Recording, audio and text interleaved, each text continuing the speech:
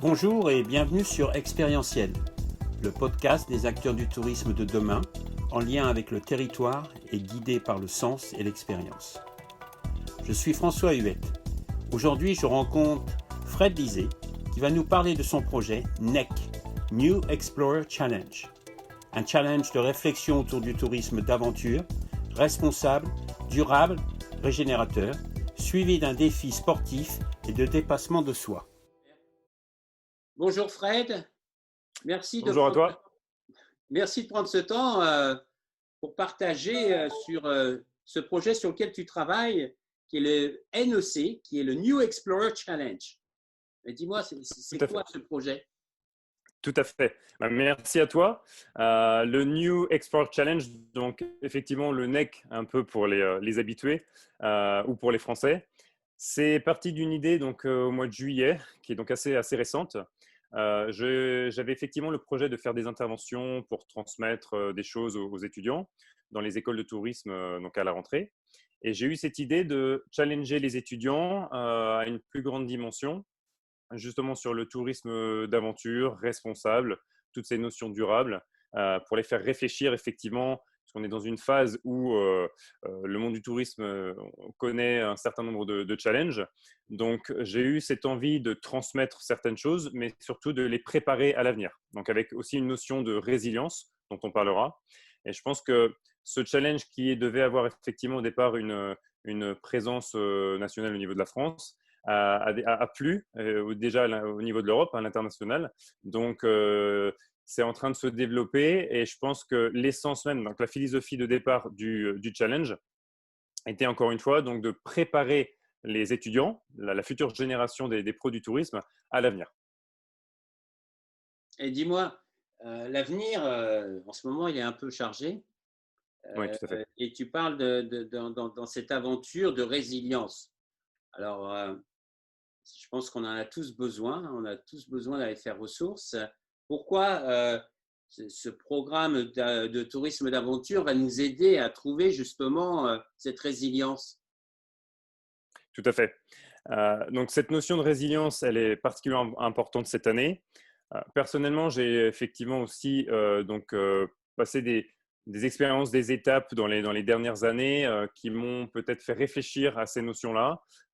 Donc, dépassement de soi, réflexion, passer des étapes effectivement un petit peu complexes comme celle qu'on est en train de vivre cette année.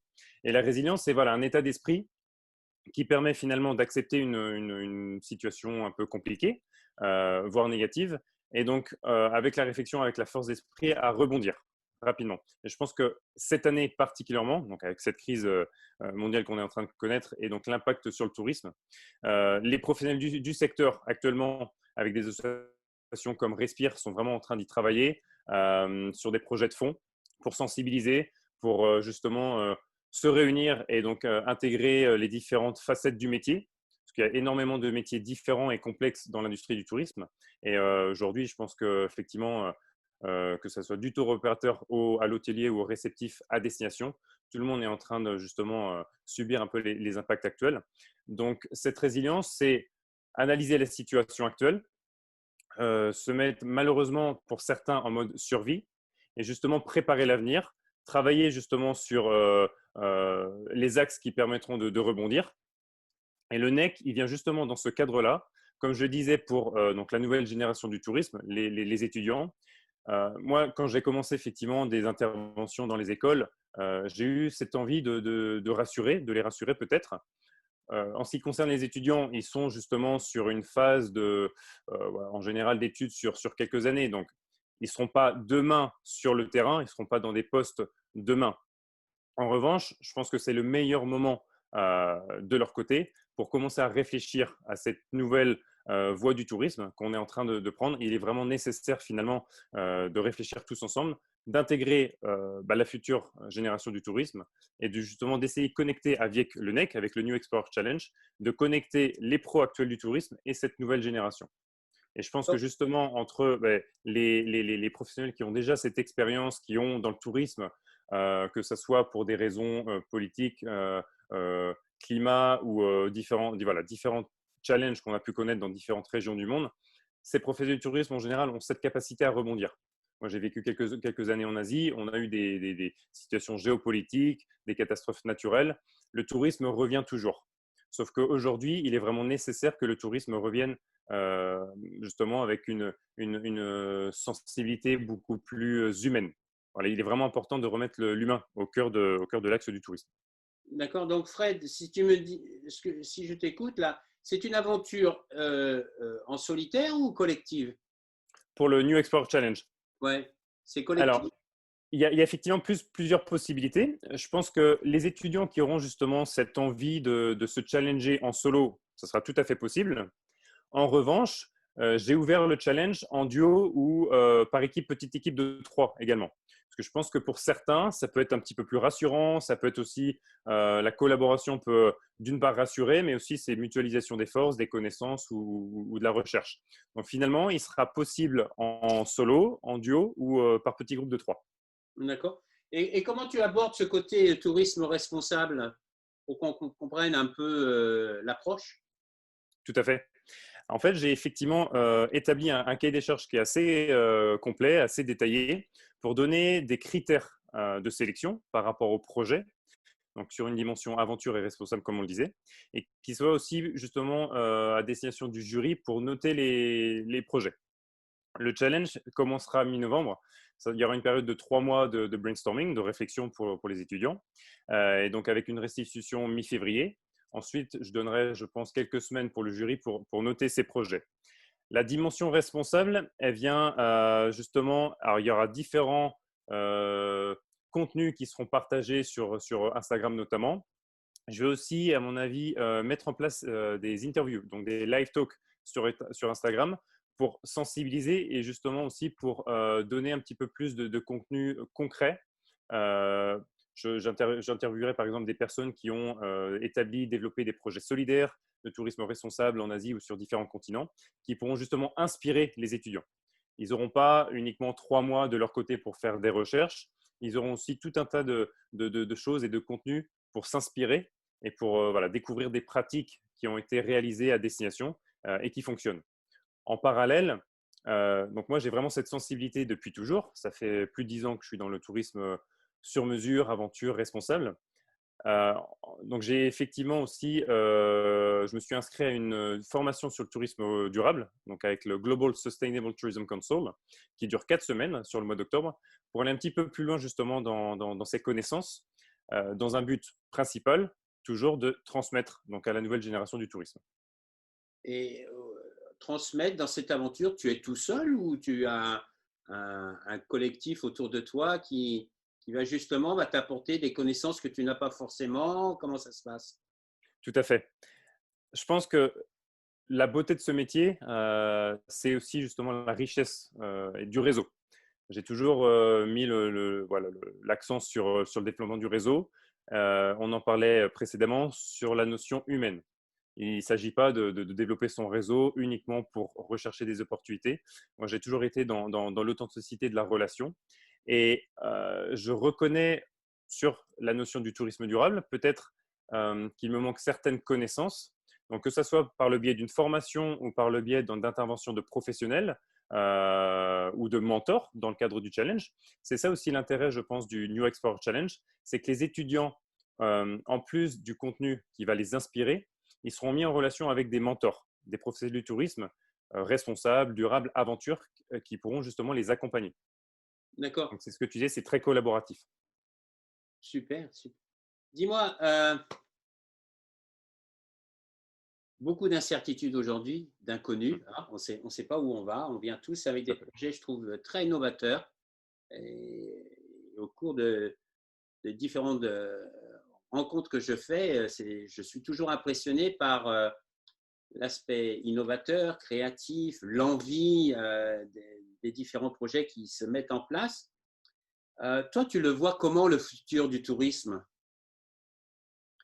Futur du tourisme, je pense par la collaboration, euh, que ce soit à l'intérieur du tourisme ou également à l'extérieur du tourisme, pour toutes ces notions de durabilité notamment. Il est vraiment important on parlait tout à l'heure de la collaboration, d'apporter ces différentes connaissances. Donc je pense que ce serait intéressant aussi d'aller rechercher à l'extérieur du tourisme.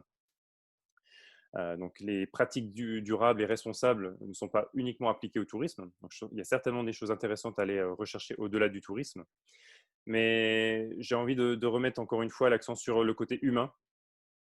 La philosophie de départ du New Explorer Challenge, même s'il est fondamentalement de créer une communauté, de fédérer, sensibiliser, il est finalement d'aller à l'encontre du tourisme de masse et de sensibiliser pour un tourisme beaucoup plus humain, slow tourisme. Donc ça, c'est les notions qu'on découvre quand même depuis un certain nombre d'années. Et peut-être que si on veut aller un petit peu plus loin, j'ai aussi assisté à une conférence américaine il y a quelques semaines sur cette nouvelle notion du tourisme régénérateur, donc le regenerative travel, qui est intéressant, qui peut se recouper avec ces notions de tourisme responsable, durable, vert. Toutes ces notions finalement sont assez proches, mais c'est pas forcément idéaliste ou utopique, mais je pense avec l'ensemble des professionnels ou donc de la nouvelle génération du tourisme, on doit réfléchir à un tourisme plus vertueux qui doit justement amener le voyageur à avoir un impact vraiment positif sur les destinations, donc avec l'impact économique et social surtout, et environnemental. Donc, on est malheureusement dans une phase au niveau mondial à l'arrêt. Donc, je pense que c'est le meilleur moment finalement de réfléchir à ces notions ensemble. C'est pour ça que j'intègre la nouvelle génération du tourisme. Il y a un très beau mouvement, comme je l'ai mentionné tout à l'heure, qui est Respire, dont je fais partie, qui est un magnifique mouvement, une association qui a eu lieu, enfin qui est née au mois de mars, donc pendant le confinement, finalement au début du confinement. C'est tout jeune. C'est assez récent et finalement ça s'est développé rapidement puisque ça fait appel justement aux valeurs et à la sensibilité de la majorité finalement des professionnels du tourisme et des voyageurs. Donc moi, le challenge, New Explorer Challenge, le NEC, il va justement permettre d'intégrer la nouvelle génération, donc de leur donner la voix finalement, leur permettre de réfléchir et d'apporter finalement leur pierre à l'édifice pour la construction d'un tourisme beaucoup plus humain et responsable. Je te rejoins complètement. Les solutions, à mon avis, ne vont pas venir systématiquement de l'intérieur. On a besoin de sortir de notre cadre traditionnel et d'aller voir justement vers des compétences qui sont extérieures à nos métiers pour pouvoir se régénérer. J'aime bien ce mot régénérer. Et je crois que l'industrie du tourisme, le secteur du tourisme a vraiment une très, très, très belle opportunité pour justement être un leader dans cette démarche. Tu as parlé de l'association Respire. J'ai eu la chance de pouvoir échanger avec Sabri, qui fait partie, je crois, des vice-présidents de cette association. Et c'est vrai qu'il y a vraiment un enthousiasme, un engagement, une envie d'aller beaucoup plus loin et de participer à cette transition. Parce que qu'on le veuille ou qu'on ne le veuille pas, elle est en place. Elle est là avec nous. On a deux options, la vivre mal ou essayer de la vivre le mieux possible. Tout à fait. Et de participer à ce changement. Donc, moi, je voulais te féliciter pour cette belle initiative. C'est super. Et te remercier aussi d'avoir pris le temps de partager avec nous cette initiative. Je te souhaite plein de bonnes choses dans cette aventure. Merci beaucoup. Et peut-être que d'ici 6 mois, on peut se reparler et voir justement comment le New Explorer Challenge a évolué et le nombre de personnes qui ont souhaité rejoindre ce challenge. Tout à fait. Merci à toi. Et je voulais justement en profiter aussi pour remercier toutes les écoles, parce que j'ai un vrai soutien de la majorité des écoles de tourisme en France, qui effectivement adhèrent au projet, qui pour certains le proposent donc de façon volontaire aux étudiants, d'autres dans un cursus obligatoire. Donc ça, c'est effectivement la beauté de ce projet qui est assez récent finalement. Et le but, c'est à terme qu'il soit repris chaque année, qui est finalement des sessions chaque année. Donc, avec grand plaisir, on en reparlera pour voir l'évolution de ce joli projet. Super. Merci beaucoup, Fred, et bonne continuation. Merci beaucoup. À toi aussi. Au revoir. Au revoir. Merci de nous avoir écoutés. Découvrez en avant-première la personnalité de la semaine prochaine sur la page LinkedIn Expérientiel.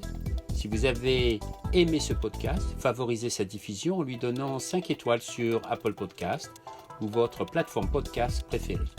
Et surtout, abonnez-vous pour suivre tous les épisodes gratuitement.